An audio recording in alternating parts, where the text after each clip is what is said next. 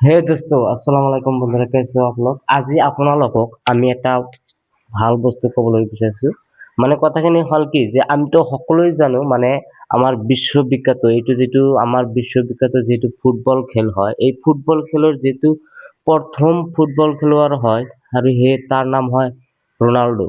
আৰু এই ৰনাল্ডো তেওঁ বহুতো মেডেল পাইছিল আৰু বহুতো মেডেল পাইছে আৰু বহুতো গ'ল্ডো মেডেলো পাইছে। আৰু এই ৰনাল্ডোৰ পৰৱৰ্তীতে মানে যে এই ৰনাল্ডো যে এই ফুটবলত আহিল আৰু কেনেকে আহিল বা কি কৰিলে বা কিহৰ কাৰণে এই পৰ্যন্ত আহিব পাৰিলে, এইটো আপোনালোকৰ লগত আজি আমি ডিছকাছ কৰিম। আপোনালোকে চাব আৰু ভিডিঅ'টো যদি ভাল লাগে গাইজ আপোনালোকে লাইক আৰু কমেণ্ট আৰু ছাবস্ক্ৰাইব কৰি দিব।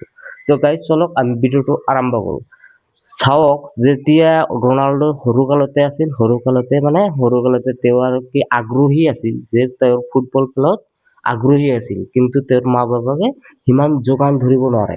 মানে সিহঁতে যিহেতু দুখীয়া ঘৰৰ পৰিয়াল আছিল আৰু সিমান যোগান ধৰিব নোৱাৰা হৈ গৈছিল, তেতিয়া তেতিয়া কি কৰিলে, তেওঁ তথাপি স্কুল টাইম খিনি মেইনটেইন কৰি তাৰ পিছত যিখিনি টাইম থাকে সেইখিনি ৰনাল্ডোই কি কৰে, এই তাৰ যিবিলাক খেলুৱৈ মাত আছে তাৰ লগত সি এই সৰুকালৰ ল'ৰাবিলাকৰ লগত তাই খেলি থাকে।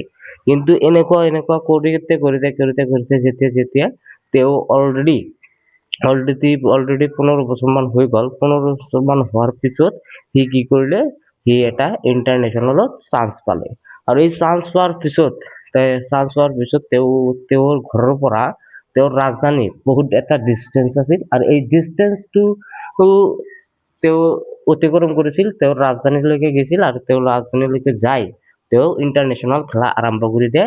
ইণ্টাৰনেশ্যনেল নহয়, এটা ক্লাবত, সামান্য এটা ক্লাবত তেওঁ খেলা ষ্টাৰ্ট কৰে। আৰু এই ক্লাবত গৈ আৰু তেতিয়া তেওঁৰ ওচৰত খবৰ যায় যে তেওঁৰ দেউতাক ঢুকালে। আৰু তেওঁৰ দেউতাক ঢুকালে মানে তেওঁৰ দেউতা অতিৰিক্ত মদ পান কৰিছিল। মদ পান কৰাতে তেওঁৰ দেউতা মৃত্যুবৰণ কৰিলে বা ঢুকালে। আৰু এই মৃত্যুবৰণৰ কথা শুনি ৰনাল্ডোই বহুত মনত আঘাত পাইছিল। আৰু আঘাত পোৱাৰ পিছত তেওঁ কিবা এটা আৰু এই মৃত্যুবৰণ পিছত আঘাত পাইছিল। তেতিয়া তেওঁৰ মাকে অকল আছিল, তেওঁৰ লগত তাৰ মাকে অকল আছিল। আৰু তেওঁৰ সিমান পৰিয়াল নাছিল, আৰু তেওঁৰ মাকে অকল আছিল। আৰু তেওঁৰ মাকে কি কৰিছিল, বেলেগৰ ঘৰত মালিনীৰ কাম কৰি, মানে চাকৰানীৰ কাম কৰি, এই বেলেগৰ ঘৰত মালিনীৰ কাম কৰি বা ৰন্ধা বঢ়াৰ কাম কৰি ৰনাল্ডোক যোগান ধৰিছিল, পঢ়া-শুনাত যোগান ধৰিছিল আৰু খেলাতো যোগান ধৰিছিল। তেতিয়া তেওঁ খেলোতে তেওঁৰ এটা ডাঙৰ বিপদ আহি পৰিল। তেতিয়া তেওঁৰ এটা মাৰাত্মক ৰোগে আক্ৰান্ত কৰিলে। এই ৰোগটো হৈছে, আৰু তেতিয়া তেওঁৰ মাকে যেতিয়া ডাক্তৰৰ ওচৰত লৈ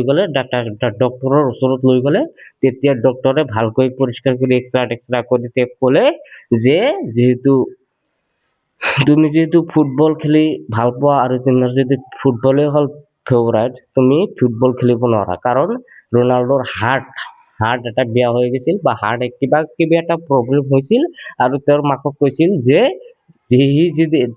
আপোনালোকে যদি হাৰ্টটো ট্ৰান্সফাৰ নকৰে, হাৰ্টটো যদি হয়তো কিবা কিবি নকৰে, অপাৰেশ্যন নকৰে, তেনেহ'লে সি আৰু কোনোদিনো তেনেহ'লে সি আৰু ফুটবল খেলিব নোৱাৰে। তেতিয়া আৰু কি কৰিব, যে সি আকৌ ডাক্তৰে কৈছিল যে যদি হাৰ্ট ট্ৰান্সফাৰ কৰে বা হাৰ্ট অপাৰেশ্যন কৰে, তেনেহ'লে এইটোত মৃত্যুৰ ঝুঁকিও থাকিব পাৰে। কাৰণ এইটো মৃত্যুৰ ঝুঁকিও থাকিব পাৰে। আমি গ্যাৰাণ্টি দিব নোৱাৰো যে সি জীয়াই থাকিব বা সি মৃত্যু নহয়, আমি গ্যাৰাণ্টি দিব নোৱাৰো। হয়তো মৃত্যু হ'ব পাৰে, হয়তো জীয়াও থাকিব পাৰে, সি গ্যাৰাণ্টি দিব নোৱাৰে, ডক্তৰে গ্যাৰাণ্টি দিব। তেতিয়া কৈছিল যে যদি আপোনালোকে হাৰ্ট ট্ৰান্সফাৰ নকৰে, তেনেহ'লে হয়তো হাৰ্ট অপাৰেশ্যন নকৰে, তেনেহ'লে আপোনালোকে তাক ফুটবল খেলিব নিদিব। তেতিয়া সি ক'লে যে নহয়, আপোনাৰ ডক্তৰৰ ওচৰত ক'লে যে নহয়, মোৰ হাৰ্টটো অপাৰেশ্যন কৰি দিয়ে। সি ফুটবল খেলাৰ কাৰণে তাৰ হাৰ্ট অপাৰেশ্যন কৰাতে বাধা দিয়া নাই, কিন্তু এই হাৰ্ট অপাৰেশ্যন কৰাতে যেনেকৈ হওক আৰু ছাকচেছফুল হৈ গৈছে।